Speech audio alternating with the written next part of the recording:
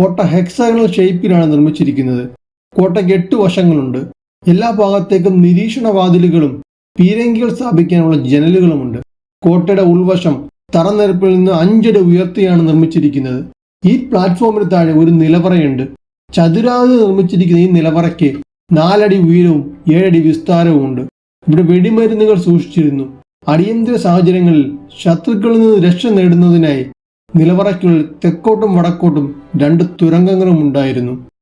പെരിയാറിലൂടെ അറബിക്കടലിലേക്ക് വരികയും പോവുകയും ചെയ്യുന്ന കപ്പലുകളെ പരിശോധിക്കാൻ താവളമായി പോർച്ചുഗീസുകാർ പള്ളിപ്പുറം കോട്ട ഉപയോഗിച്ചിരുന്നു. കോട്ടയ്ക്ക് സമീപത്തായി ആശുപത്രി, പള്ളി, പിന്നെ ഒരു ക്വാർട്ടേഴ്സും ഉണ്ടായിരുന്നു. കോട്ട ഒഴികെയുള്ളത് കാലക്രമത്തിൽ നശിച്ചുപോയി. കോട്ടയുടെ ഉള്ളിൽ ഒരു കിണറുണ്ട്. ഈ കാണുന്ന ജനലുകൾ നിരീക്ഷണത്തിനും പീരങ്കികൾ വയ്ക്കാനുമായിരുന്നു. നിരവധി പീരങ്കികൾ ഉണ്ടായിരുന്നു. പരിസരവാസികളായ മുതിർന്ന ആളുകൾ അവരുടെ കുട്ടിക്കാലത്ത്